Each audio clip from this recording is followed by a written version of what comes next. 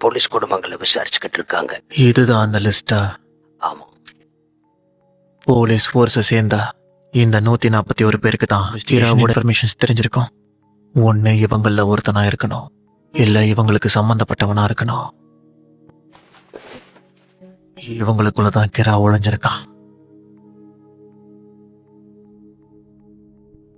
எப்போ லைட்டு, நான் உன்கிட்ட உன்னை கேட்கவா? எவ்வளவு தடவை சொல்லிருக்கேன், வெளியே இருக்கும்போது உங்ககிட்ட பேச முடியாதுன்னு. நீ வாய மூடிக்கிட்டு வர்றதுதான் நல்லது. நான் பேசுறதையாவது நீ கேளு. உனக்கு கடுப்பா இருந்துச்சுன்னா உன் காதை மூடிக்க. என்னைக்கும் நான் உனக்கு எதிரா திரும்ப மாட்டேன் லைட். உன் கையில சிக்கினதுக்கு இந்த டெத் நோட்டுக்கு தான் கொடுத்து வச்சிருக்கணும்.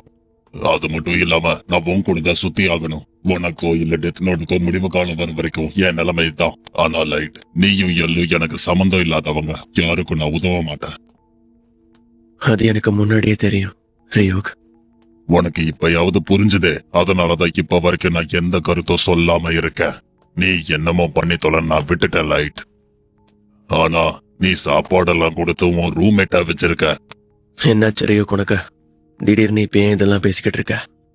ரொம்ப வித்தியாசமா இருக்கு. நான் கீராவோட கூட்டாளியா